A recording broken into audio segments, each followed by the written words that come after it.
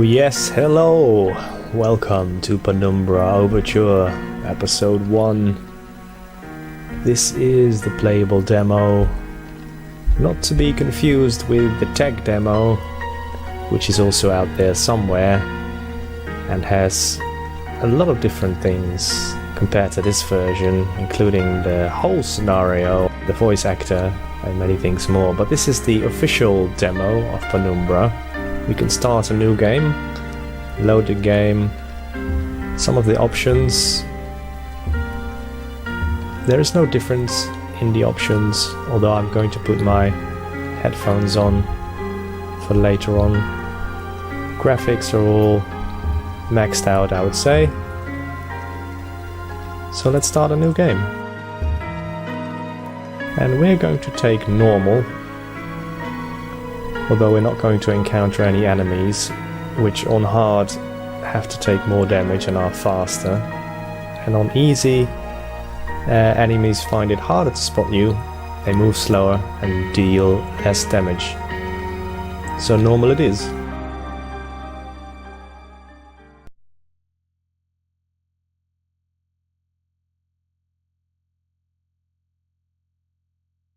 For my part in this allegory, I'm not going to make the same mistakes my father made.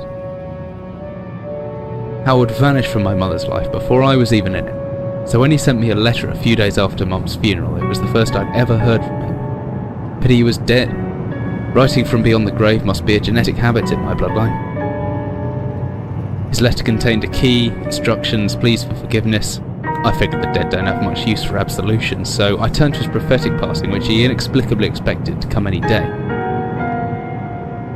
Clearly averse to explanations, my father preferred to leave directions to a bank on Mayfair I'd never even heard of. In that bank was a safety deposit box in his name, and myself as executor. Of course, I went, as he knew I would. I discovered that despite the evidence, he'd been legally declared dead almost 30 years ago, and said the old book and collection of notes I found had, in the eyes of the law, been mine all this time. My father's instructions were to burn the documents, raise no further questions. But that was his error. No man's immune to the shameful trappings of curiosity, and my humanity got the better of me. The university I taught at was world-renowned for two things: physics and linguistics. I represented the first, and the man who stood for the second was stumped by my recent acquisition. The book was indecipherable. The notes, however, showed a location somewhere in uninhabited northern Greenland. It took me almost a year to book the last flight I'd ever take. As I watched civilization disappear along with Heathrow, I realised my father had disappeared 3 decades ago, almost to the day, and I considered in turn what it was that I was leaving behind. We landed on a strip of ice a few feet wide, and within minutes I was pulling away on a chartered boat, beginning the 12-hour journey that would lead me into my past.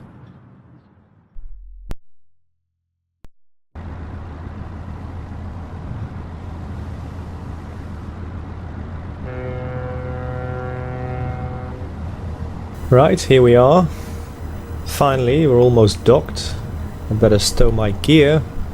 Maybe far from home, but chances are I can still pick up things using left mouse, and I can take a closer look at things using right mouse. So when we use the right mouse on the bottle, for example, it is empty. Shame.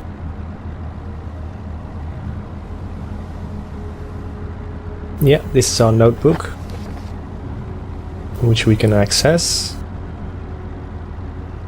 And reminders with P.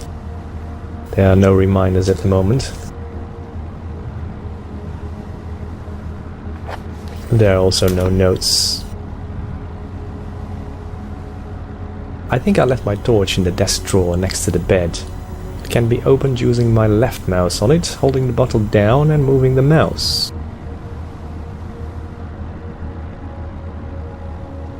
This demo shows only small variation of differences compared to the full version, and I'll go through them in the end of the demo mostly, so I'll try and just make this as thorough as I can.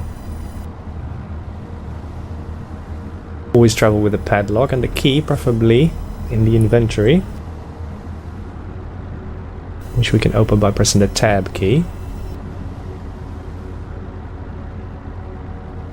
And you can see that the key is red, but if we move over to the lock, it becomes white, meaning we can unlock it, and then we can interact with the locker. There's not much light in here. My flashlight could come in handy. That's another hint that we need to take the flashlight, which is in this drawer. The physics in this game, the physics engine, is really marvelous. You can interact with almost anything in the game, and you can put this chair back. I think it's great. Anyway, we got the rickety wooden desk. You can open the drawer. Take the flashlight. Good thing I remember to bring a flashlight. Shame it's so old, it drains a couple of batteries an hour.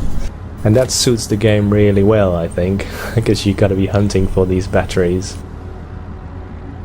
And I mustn't forget that glow stick from the locker. Before we're going to take that glow stick, we are going to explore the bed a little bit.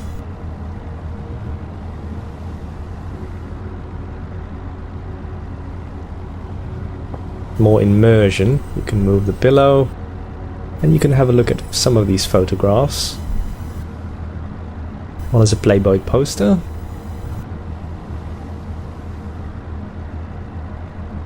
A photo of the fisherman's wife. She's no Playboy bunny, but she looks loving and kind. And yeah, that's what we all want, isn't it? This bunk bed actually, I think it's changed in the last minute, because it was designed as just a one-person bed. If you have a copy of the Penumbra game at home, just look on the back of the box, and then you can see the design of the one-story bed.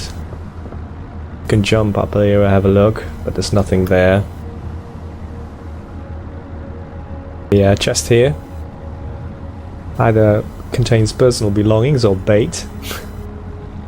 Let's have a little look. Yeah, it contains another flask of alcohol, and well, perhaps I should leave the fisherman some privacy, and we can actually make that choice right here. Yeah, we're going to leave it. Read it. And you can pause the video, as I'm not going to read it out to you. But it's basically a very loving letter. Fisherman's wife. A bucket. And an ornament, which I think is nice. I'm gonna put that ornament over there.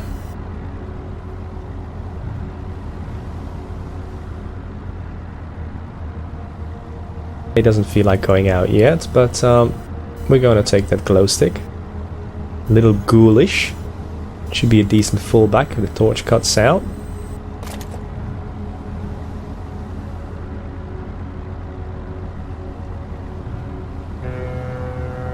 He says that should be everything I need to get going before dark.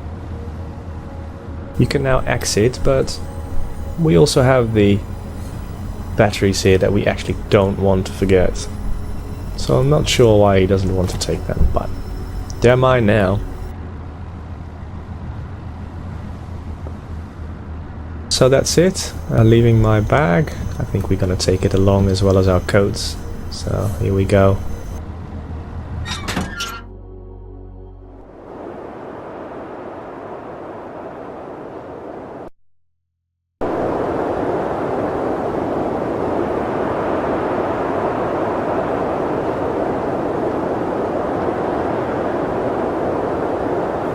So here we are in the cold.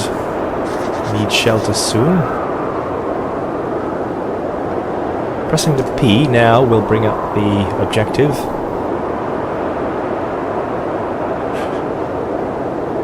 And my entire head went numb a long time ago. But let's get moving.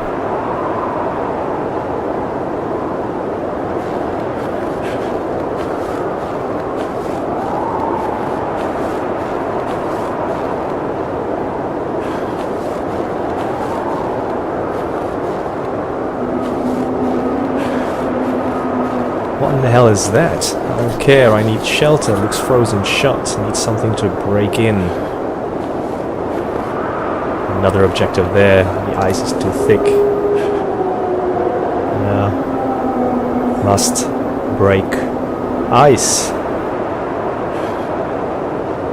And we do that by picking up the rocks over here. I purposely left them lying here, otherwise you wouldn't get that message earlier. It's as if I click and hold the interact button, you just about manage to pick up that rock. The codes make me weak, but I can still throw things around using the examine button.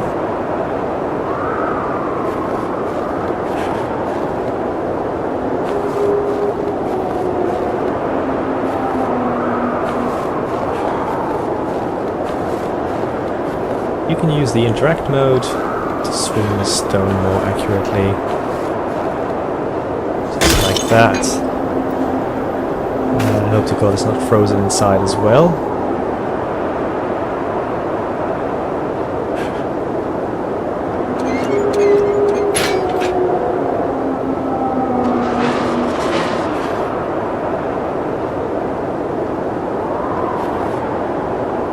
I can't see the bottom, but it's my only chance to escape the cold.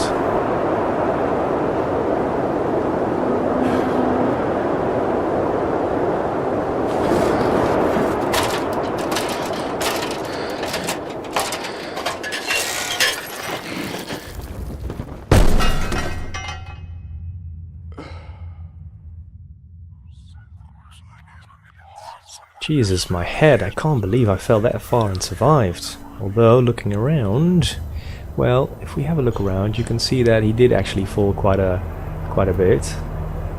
Should have known that a rusty old ladder wouldn't hold my weight, but I didn't have any choice. I'd rather die down here than suffer the cold any longer. That's...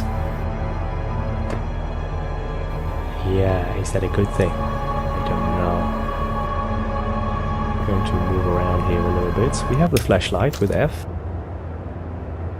There's some sort of emergency exit procedure which we can't really look at. There is a barrel here. Could be anything inside it. Empty boxes of ammunition. What is this place? There's a door here. It's a wooden door. I hope it's open. If it's not, I'm in some underground installation, but the only door out to some room is locked, so I need to find his way around. There are two of these barrels over here. We can move them. Take the flare. Be a handy light source. Definitely is. So I'll show you later. There's also one in here. And there's a metal rod here which we're going to pick up. Besides that, there are some planks, but don't need them. This is a basic wooden door. Another flare. And 24-hour ration pack. Yeah, that's some old logo. It's probably gone. But this hammer has seen some action in its time, and that's good because we need to take it. We can swing it around and make a stabbing motion as well.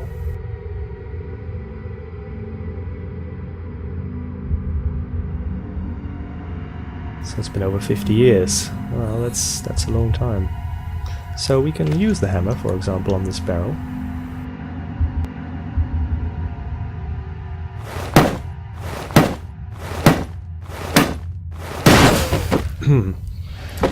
But none of these barrels actually contain anything. This is a metal shelf, and we're going to move that shelf a bit. Boink! Because there are some boarded up stuff here. Now, you can't take them off with his bare hands, so we need to find something in there. And obviously you have the hammer now.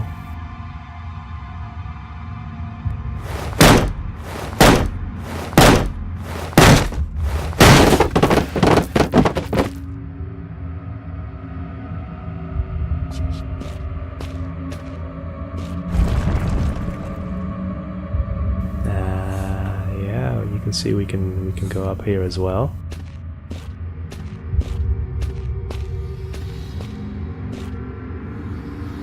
The hatch over there, seriously solid, won't open by hand.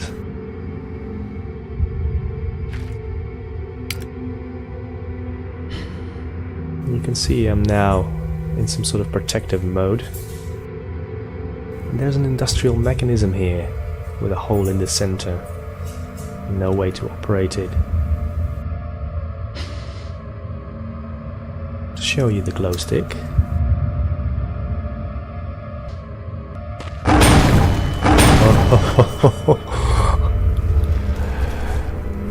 Okay. What the hell was that?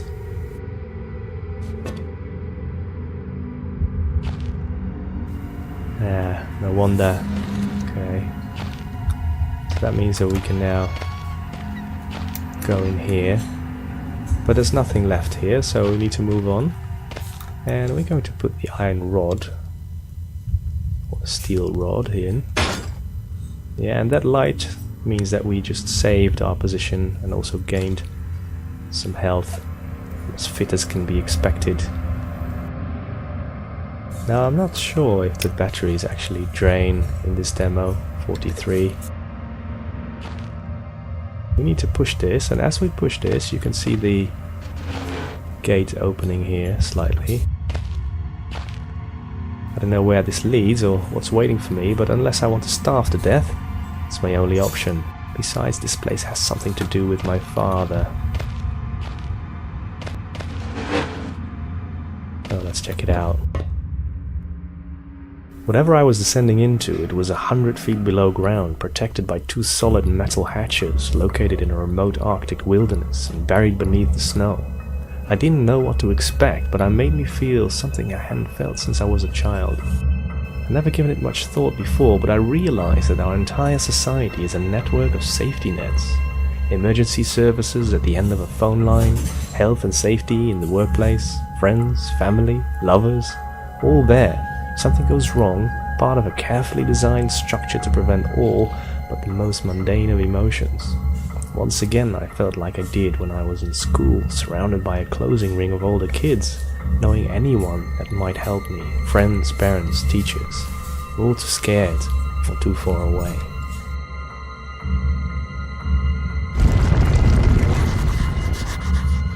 Here we get another note. The entrance to the cave has caved in. Must be another way out. Now in the full version you actually get some sort of tutorial on how to stay in the shadows.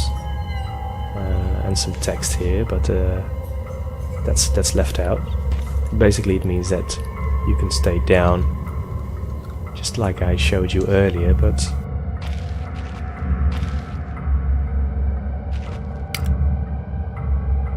you can see there the light changing. We're going to use the flare. Haven't showed you that before. I like this very much. And there's a bottle here which we can throw around. There we go, boom! Still it should serve as some weapon. You can hide behind it, I guess.